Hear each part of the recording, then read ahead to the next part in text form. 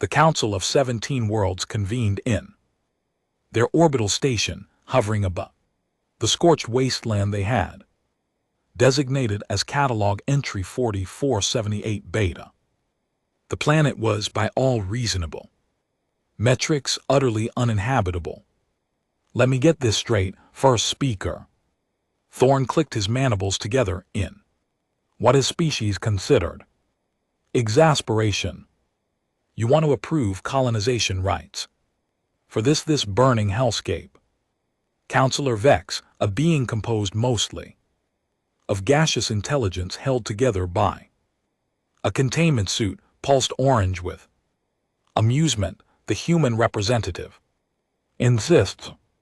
The human is insane, Thorn snapped back. The atmospheric pressure alone would crush most civilized species. Temperature fluctuates between boiling and freezing within a single rotation. The soil is saturated with compounds that would dissolve our landing gear. And the local fauna, he paused for dramatic effect, his 4 eyes widening.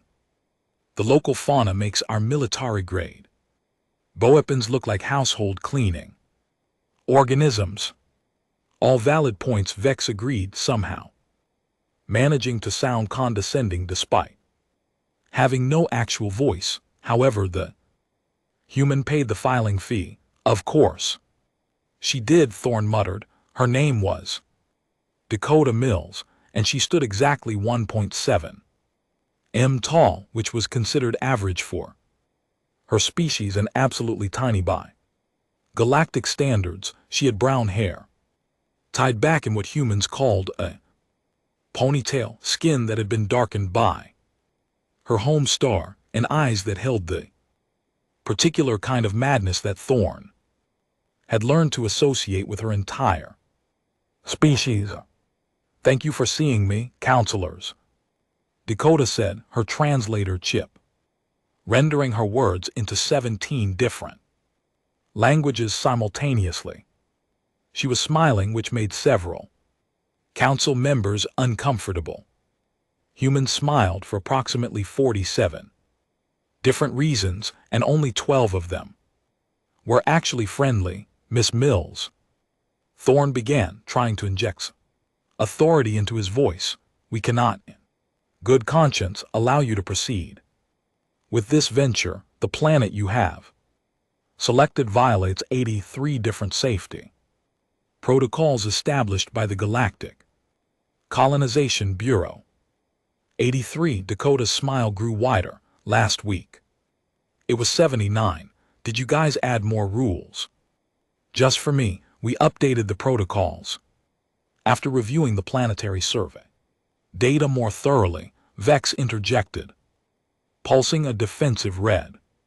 The additions were necessary given the particularly hostile nature of your chosen location.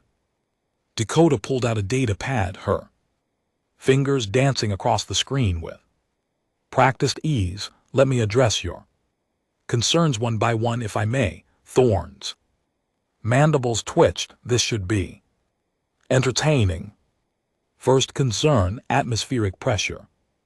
Yes, it is high, approximately 4.3 times standard galactic measurement. However, my species evolved at one standard pressure, which is actually considered quite substantial by your metrics. I will need to undergo gradual acclimatization, but it is well within human tolerance levels. You will be crushed, Thorn insisted. I will be fine, Dakota countered. Next concern, temperature fluctuation. I come from a region on Earth called Nevada. Daily temperature swings of 50 degrees are not unusual. I once spent 6 months in Antarctica for research purposes. Your data shows 4478. Beta maintains temperatures between -40 and +60 C. Uncomfortable, certainly.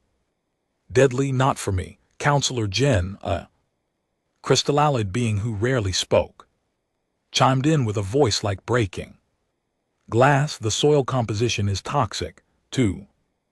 You perhaps, Dakota acknowledged with a respectful nod, but humans have been farming in so-called toxic soil for millennia. We have plants that actually thrive in high metal content earth. I have brought seeds specifically selected for these conditions. Terrestrial plants are remarkably adaptable, some would say. Obnoxiously so. Thorn was beginning to develop what humans would recognize as a headache, though his species experienced it as a pulsing sensation in his secondary brain, and the wildlife you cannot possibly believe you can survive contact with the indigenous species. Dakota's expression shifted to something that made every counselor lean back. Instinctively, it was the look of someone who knew a secret that everyone else was about to learn the hard way. About that, she said slowly, savoring each word. I have reviewed the xenobiology reports extensively. The dominant predator species on 4478 beta is approximately 6 m long, possesses 12 limbs, contains venom sacs capable of producing 8 different neurotoxins, and has armored plating that can withstand most conventional weapons. Is that accurate? Precisely why no sane being would go near that planet, Thorn agreed. Dakota tapped her data pad again, and a holographic image materialized above the conference table. It showed a creature from her home world, something called a dog, though this particular specimen looked like it had been designed by a committee whose only directive was to create something intimidating.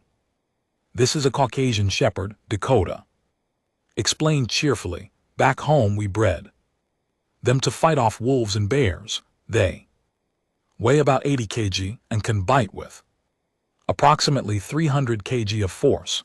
We domesticated them. We keep them in our homes. Some people let them sleep in their beds. That is a predator, Vex observed.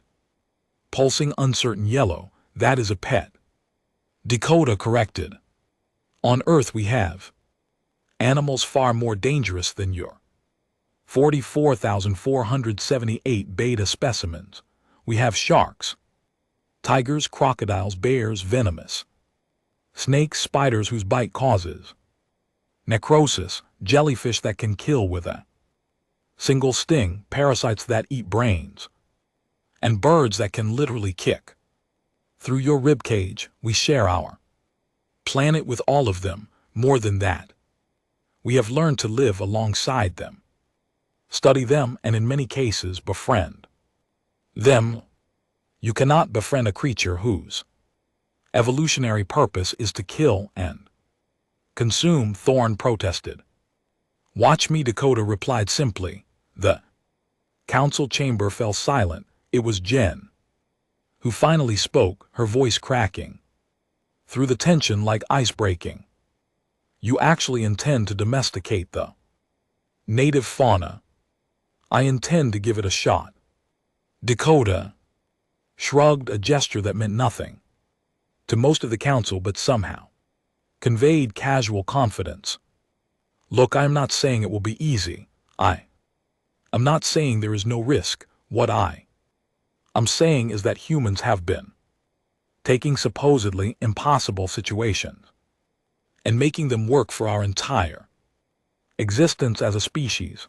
We live on a planet that regularly tries to kill us through weather, geology, biology, and occasionally celestial impacts. We built civilizations anyway. We are persistence, hunters, adaptive survivors, and frankly, a little bit crazy. That is abundantly clear, Thorn muttered. Dakota leaned forward, her expression becoming serious. I have spent my entire adult life studying hostile environment colonization.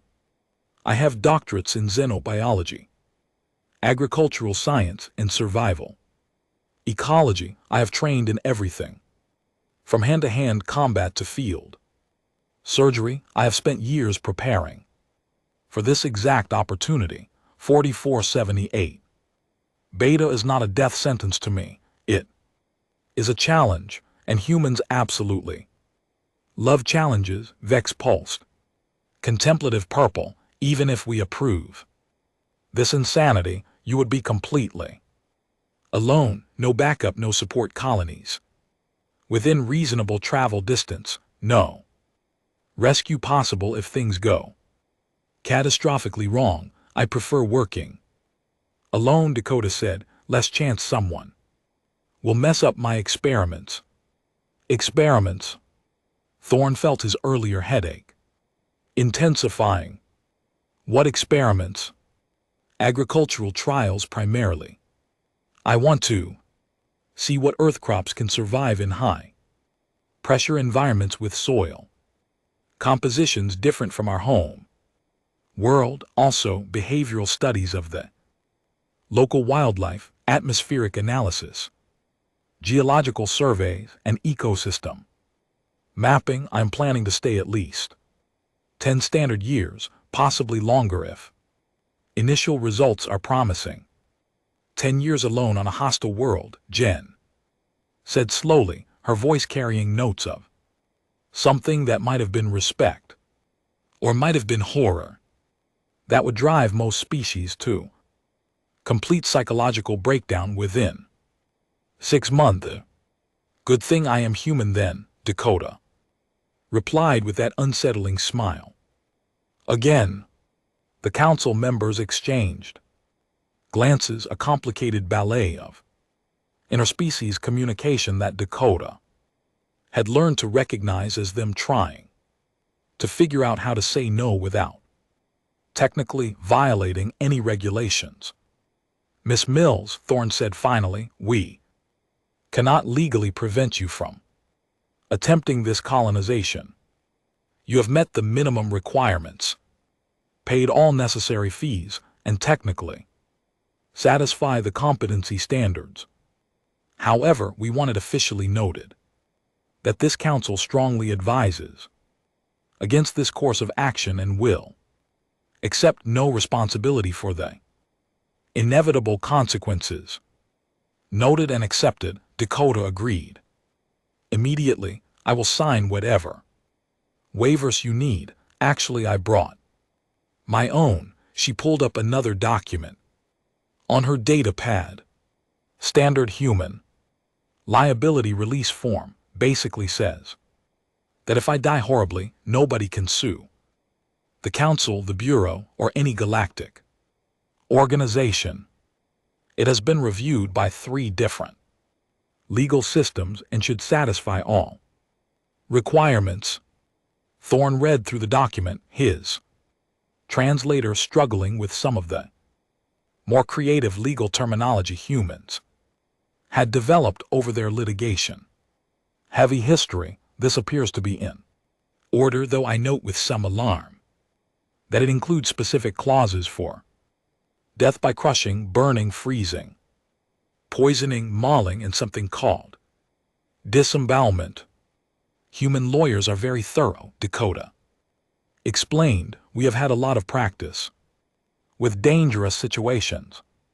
Clearly, Vex observed dryly. The approval process took another 3 hours of bureaucratic procedures, each form requiring signatures, retinal scans, genetic verification, and sworn statements. Dakota handled each requirement with patience that bordered on disturbing. She had clearly expected every obstacle and prepared accordingly. Finally, with all documentation completed and filed in triplicate across multiple databases, Thorne made the official declaration. By the authority vested in me by the Council of 17 Worlds, I hereby grant colonization rights for catalog entry 4478 Beta to Dakota Mills of Earth, May. Whatever gods your species believes in, have mercy on your soul. We have hundreds of different gods. Dakota replied cheerfully. I will pass along your well wishes to whichever ones are listening.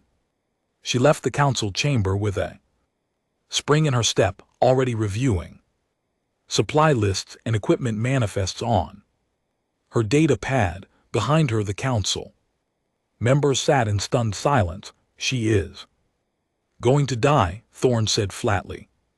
Probably, Vex agreed, pulsing resigned. Gray, should we at least monitor the situation? Jen asked. Send observation drones. She specifically requested no surveillance, Thorne reminded them. Privacy rights are very important to humans, something about not wanting to be watched while they work or sleep or exist, apparently. So we just let her go to that nightmare world and wait to see if she survives. Vex sounded almost offended by the concept. We could start a betting pool, Counselor Rex suggested. He was a reptilian species known for their gambling habits. I give her 3 months before the planet kills her. Any takers? 2 months, Jen clicked. The local fauna will hunt her down within 8 weeks, I say.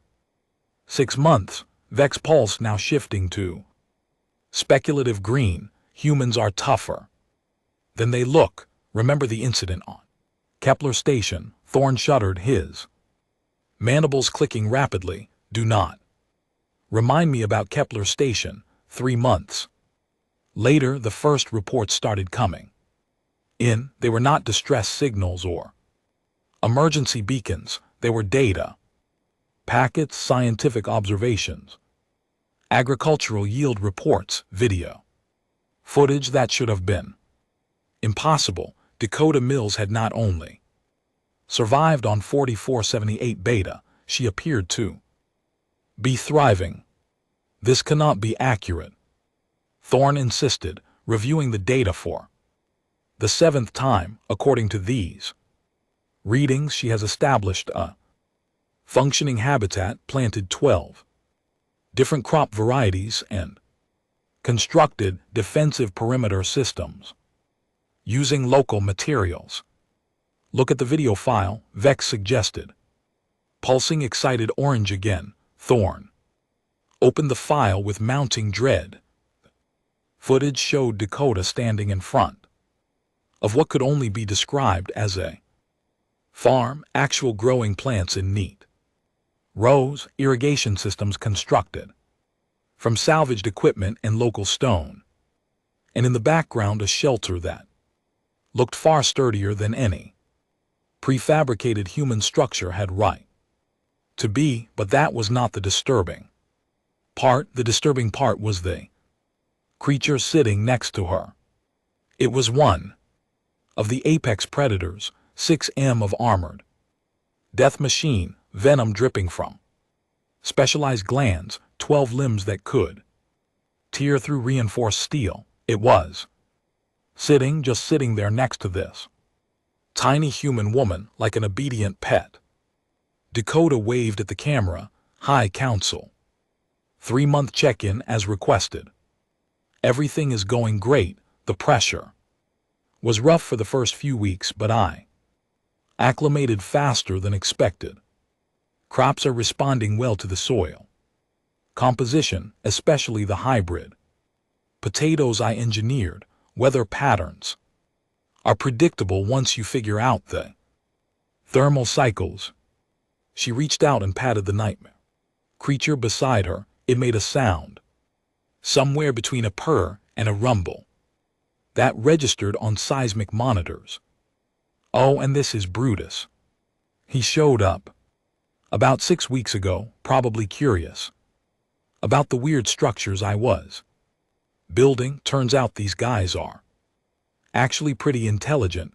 Also turns out they really like smoked fish. I have been catching and smoking the local aquatic species, and Brutus decided that made me acceptable company. Now he helps guard the perimeter and has been teaching me about local predator behaviors. Did you know they have a complex social structure? Fascinating. Creatures once you get past the whole 12. Limbum death machine thing, Thorne made. A sound that his species reserved for moments of complete cognitive dissonance. Dakota continued her report, oblivious to the psychological damage she was inflicting across light years of space. Anyway, just wanted to let you know that the planet designation should probably be upgraded from uninhabitable to challenging but manageable. I will send another update at 6 months. Oh, and for Speaker Thorne, you owe Counselor Vex whatever you bet. I heard about the pool. The transmission ended. She named it Brutus. Jen whispered, her voice carrying notes of awe and terror. She is living with that thing and named it Brutus. I want a full xenopsychological analysis of humans. Thorne demanded. Something is fundamentally wrong with that species. Or fundamentally right, Vex countered. Thoughtfully think about it. We classify planets based on our capabilities and limitations. We call something uninhabitable because we could not survive there. But humans evolved such a hostile environment that our nightmares are their regular Tuesday afternoon. That is a terrifying thought, Rex said. Slowly, it gets worse, Vex continued, pulling up Earth data files. Look at human history. They conquered every biome on their planet: Arctic tundra, burning deserts, dense rainforests, high mountains where the air is thin enough to cause unconsciousness, deep oceans that would crush our vessels, volcanic islands still actively erupting. They went to all of these places and said, here looks nice, let us build a city. The question, Jen said quietly, is what happens when humans decide that all those uninhabitable worlds we cataloged are actually prime real estate? The council chamber fell silent again, but this time it was not the silence of confusion. It was the silence of beings collectively realizing they had severely miscalculated the newest species to reach the stars. We should monitor this more closely, Thorne decided. Not surveillance, official observation for scientific purposes. Agreed, the other counselors chorus. Dakota Mills had no idea she had just become the most watched experiment in galactic history. She was too busy teaching Brutus to fetch. 6 months turned into a year, and the reports from Fort 478 Beta became increasingly absurd. Dakota Mills was not just surviving anymore. She was building something that looked suspiciously like a thriving settlement, and the Council of 17 Worlds was losing what remained of their collective sanity watching it happen. She has 3 of them now, Thorne announced to the emergency session he had called, his voice climbing several octaves higher than usual. 3 apex predators living with her. She named the other 2 Goliath and Princess. Princess? Vex pulsed, confused yellow mixed with hints of hysterical orange. She named a creature capable of producing 8 different neurotoxins. Princess.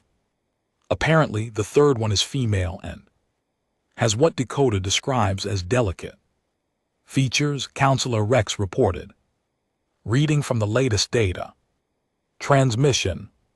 His scales had developed a nervous twitch over the past months.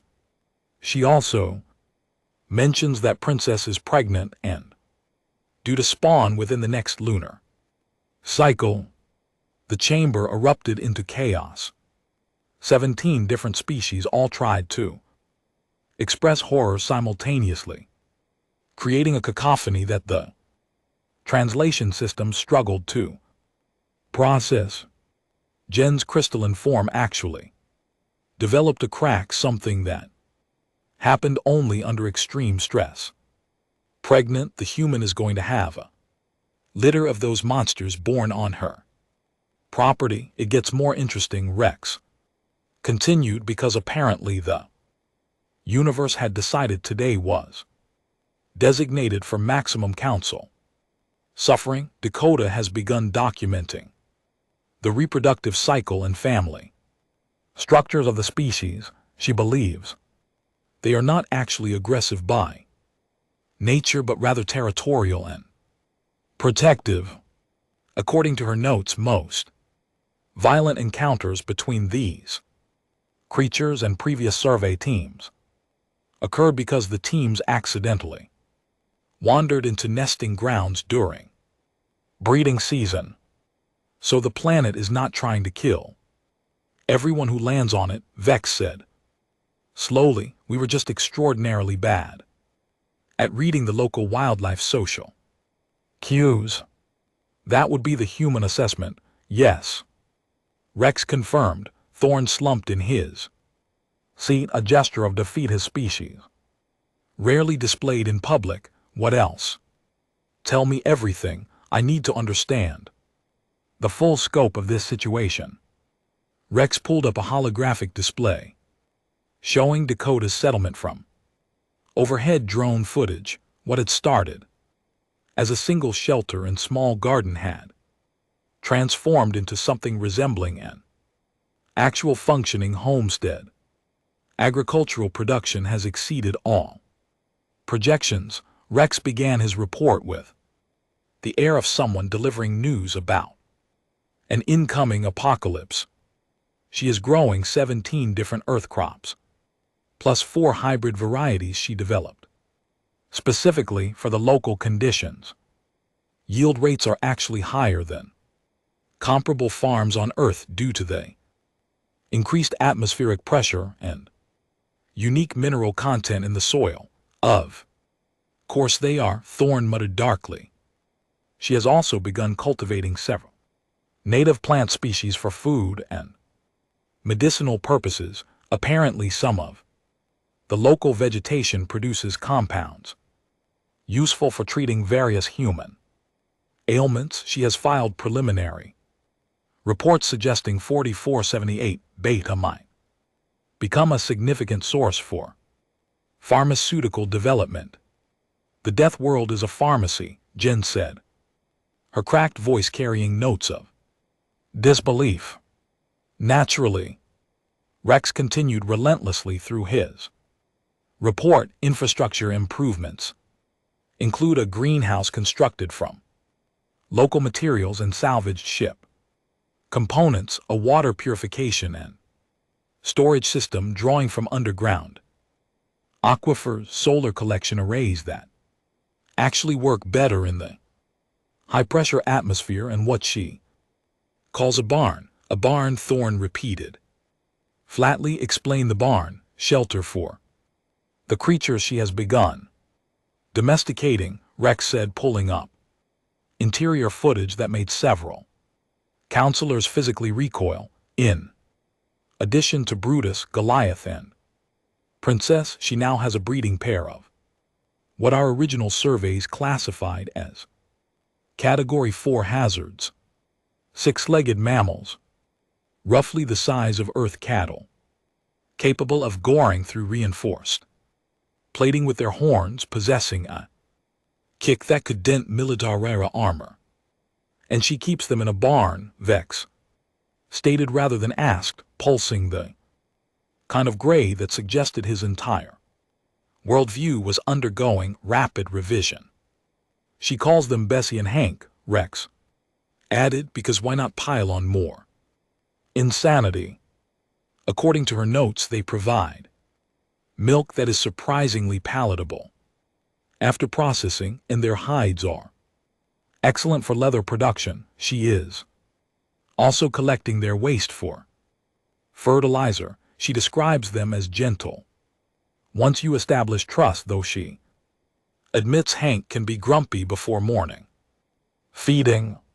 Counselor Mira, a species that communicated primarily through bioluminescent patterns, flashed a sequence that translated roughly to How is she establishing trust with creatures designed by evolution to kill anything that moves? Food. Apparently, Rex answered, she has discovered that most of the aggressive fauna on 4478 Beta respond positively to consistent feeding schedules and non-threatening behavior. She approaches them slowly, offers food, speaks in calm tones, and demonstrates no hostile intent. Over time, they begin to associate her presence with positive experiences. That is basic animal psychology. Thorn protested. Surely our survey teams attempted similar approaches. Our survey teams were inside sealed environment suits carrying weapons and radiating fear pheromones that the local fauna could definitely detect. Vex pointed out. Dakota Mills walks around in modified pressure clothing with minimal protection, no visible weapons, and apparently no sense of self-preservation.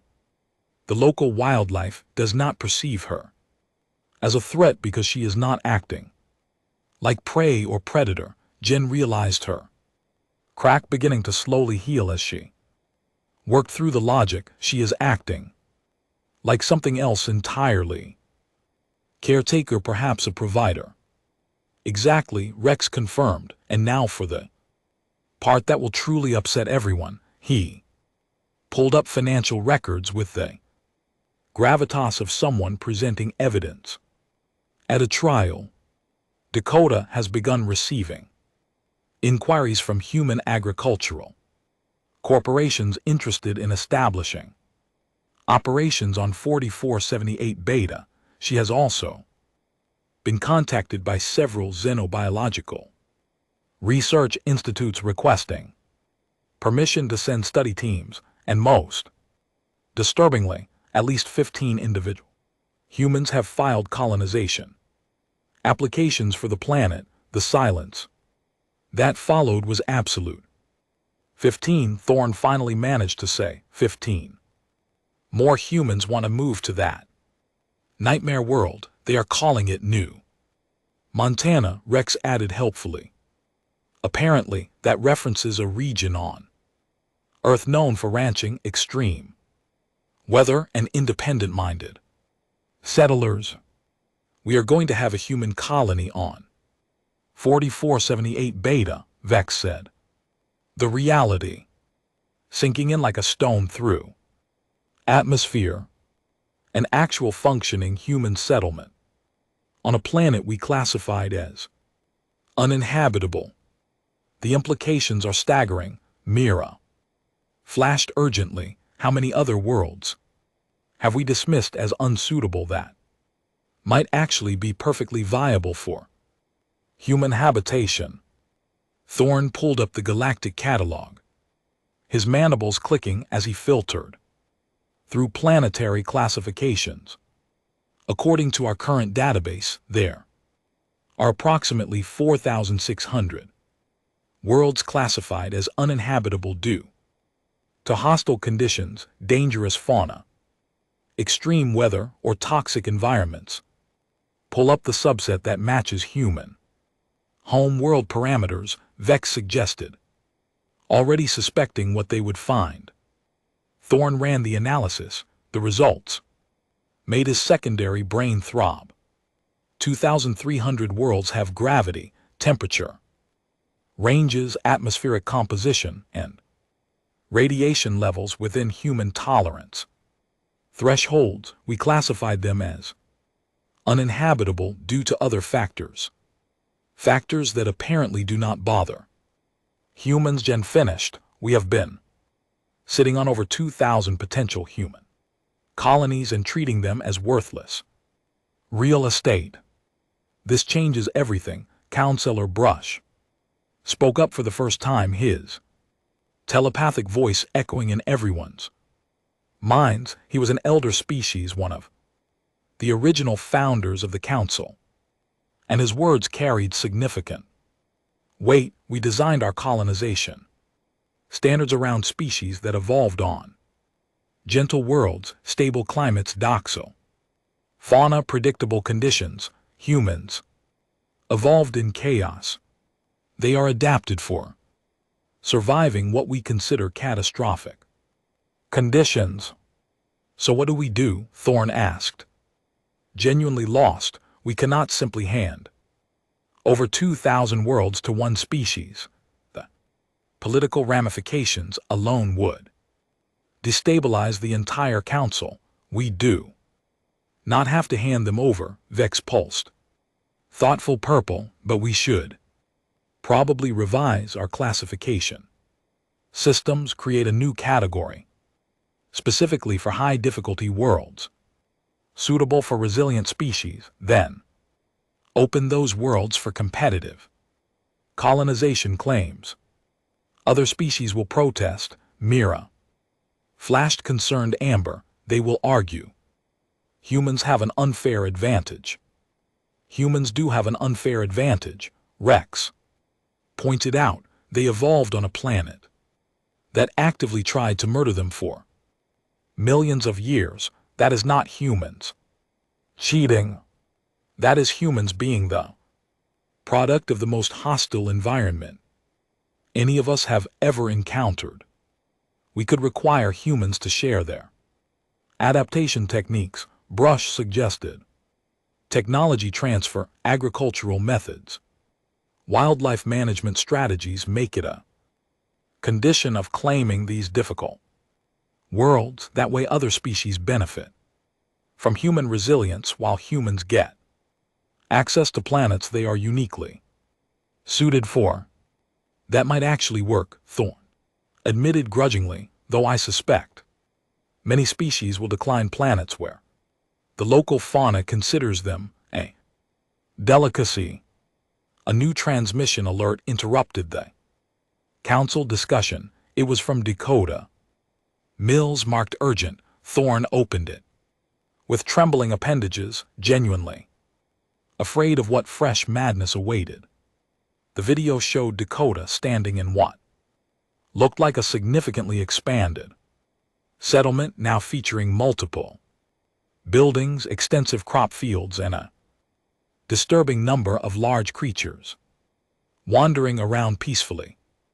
Hello, Council, Dakota began, and Thorne noticed she looked healthier than she had in the initial transmissions. The harsh planet agreed with her.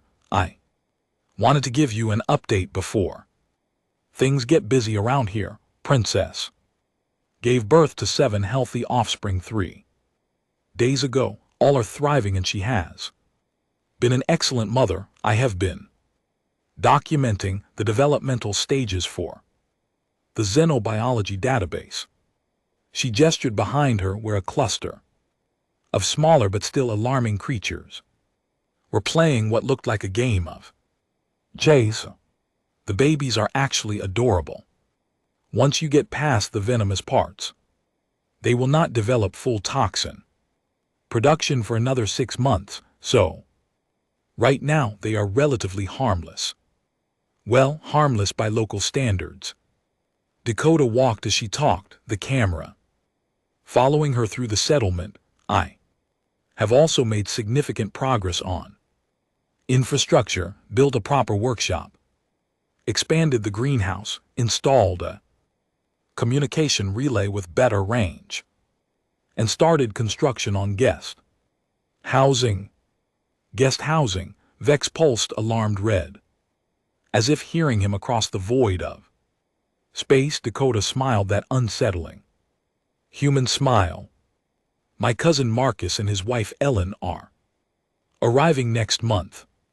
They are bringing livestock from Earth, equipment for a larger-scale farming operation, and supplies for establishing a proper medical facility. Marcus has experience with large animal veterinary medicine, and Ellen is a botanist specializing in hostile environment agriculture. They are excited to help expand the settlement. She paused in front of a large pen where Bessie and Hank were contentedly chewing on vegetation that the original surveys had classified as mildly toxic. We are also expecting researchers from the University of New Johannesburg in 3 months. They want to study the native ecosystem and potential pharmaceutical applications. I have agreed to host them in exchange for help mapping the southern continent. Dakota's expression became more serious. I know this probably concerns you. When I applied for colonization rights, it was supposed to be a solo venture, but the reality is that 4478 Beta, or New Montana as we're calling it now, has too much potential to keep to myself. The agricultural possibilities alone could help feed colonies throughout this sector. The indigenous fauna, once properly understood, are not the monsters we thought. They are just animals trying to survive, and they respond to patience and respect. She looked directly at the camera with an intensity that made Thorne deeply uncomfortable. I am formally requesting that the Council reclassify New Montana from uninhabitable to challenging colony status. I am also requesting that colonization applications from qualified candidates be processed through standard channels. We can build something good here, something that proves hostile worlds are not dead ends, but opportunities for those willing to do the work. The transmission ended with Dakota waving goodbye while Brutus lounged in the background looking disturbingly content. The council chamber remained silent for a long moment before Thorne spoke. She is right, I know. Bex pulsed, resigned gray again. That is what makes this so difficult. We need to vote. Fresh stated telepathically. Reclassification of former catalog entry 4478 Beta to colony status pending. Proper safety protocols and qualification requirements for applicants. The vote was unanimous, partly because the evidence was overwhelming, but mostly because every counselor secretly suspected that trying to stop humans at this point would be like trying to stop a planetary orbit. Through strongly worded letters, over the following years, New Montana became a case study in successful hostile environment colonization. The human population grew to 200 permanent residents, all carefully screened for psychological stability and relevant skills. They built a functioning town, complete with farms, workshops, medical facilities, schools for the children that inevitably arrived, and even a trading post for visiting ships. Indigenous fauna, once considered unmanageable threats, became integrated into daily life. Domesticated breeding programs produced animals suitable for agriculture, transportation, and even companionship. Tourists from across the galaxy visited to see the impossible settlement and purchase products made from native resources. Dakota Mills became something of a legend, the woman who looked at an uninhabitable hell world and decided it just needed some work. She gave lectures at universities, advised other colonization efforts, and continued her research into hostile environment adaptation. And Thorne years later found himself standing on New Montana's surface for the first time. His environment suit rated for conditions his ancestors would have considered fatal. Dakota met him at the landing pad, Brutus at her side, looking ancient now but still intimidating. "Welcome to New Montana, first speaker," Dakota said warmly. "What do you think?" Thorne looked around at the thriving settlement, the peaceful integration of species that should have been incompatible, the proof that what his people called impossible was merely Difficult. I think, he said slowly, that humans are going to completely reshape our understanding of colonization. Dakota grinned. Good, we are just getting started. Behind them, princesses' grandchildren played in a pen while Bessie's descendants grazed peacefully. Human children ran past, laughing as they chased each other between buildings constructed from local materials. Air smelled of growing crops and possibility. Thorne realized with absolute certainty that the galaxy had severely underestimated humans. They had not conquered this planet through advanced technology or military might. They had done it through stubbornness, adaptability, and an almost reckless willingness to try what everyone else deemed impossible. Tell me something, Dakota, Thorne asked, as they walked toward the settlement. When you first saw the survey reports, all the warnings about how deadly this planet was, did you ever consider choosing somewhere safer? Dakota laughed, the sound carrying across the high-pressure atmosphere. Safe is boring for a speaker. Humans did not become the dominant species on Earth by playing it safe. We climbed mountains because they were there. We sailed across oceans, not knowing what waited on the other side. We looked at fire and decided to make it work for us. Instead of just running away, that is what we do. We take the impossible and make it routine. She patted Brutus affectionately, and the massive creature made that rumbling purr that still registered on seismic equipment. Besides, where is the fun in colonizing a planet that does not occasionally try to kill you? Keeps life interesting. Thorne watched a human child, no more than 5 years old, walk past, leading one of Princess's offspring on a leash, like it was the most natural thing in the world. The predator followed obediently, its 12 limbs moving in perfect harmony. Your species is insane, Thorne said, but there was admiration in his voice now, instead of horror. Probably, Dakota agreed cheerfully. But we are also here, thriving on a world you abandoned as hopeless, so maybe our kind of insane is exactly what the galaxy needed. She was right. Of course, within a generation, humans had established colonies on 47 formerly uninhabitable worlds. They brought life to places other species had written off as dead ends. They proved that hostile did not mean impossible, just challenging, and wherever humans went, they brought their gardens there, determination, and their inexplicable ability to befriend creatures that by all rights should have eaten them. Immediately, the galaxy learned an important lesson from New Montana. When humans look at your nightmare world and call it opportunity, do not bet against them. They have a very poor track record of failing at things everyone else says cannot be done.